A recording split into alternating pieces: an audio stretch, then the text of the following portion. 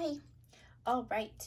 So our formula for our overhead rate and efficiency variance that we just talked about in our last video, the formula for those is very similar to the formulas that we have been using for direct material variances and direct labor variances.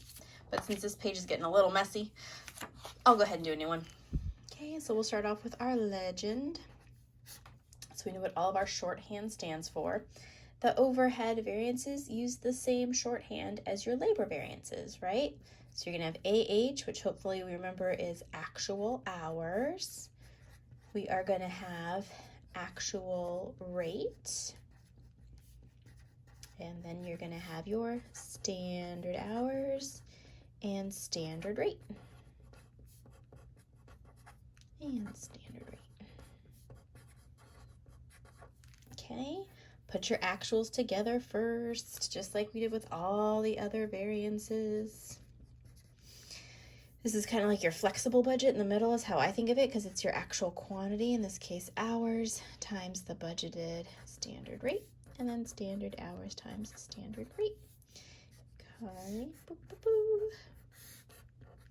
We said this is called our rate variance, our variable overhead rate variance.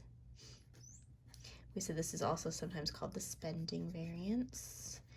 And then we had our variable overhead efficiency variance, sometimes called our controllable variance. Okay, and then the total difference between your actual and your standards is your total variable overhead cost variance. And in case you're wondering, well, what about the fixed overhead? That one we don't really have to segregate into the two different variances. It's whatever we thought our fixed overhead costs were going to be and whatever our actuals are. So it's just going to be the total fixed overhead variance. We don't further segregate it into different components, which is why we don't have a little formula sheet for fixed overhead.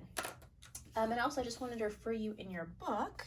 They have one page that has well, I guess it's 3 pages, that has the formulas that I've shown you in the flowchart form, but also if you just would prefer, maybe you don't like the flowcharts that I've been using, they just have it as more of like a linear mathematical formula, so you can view that if you prefer.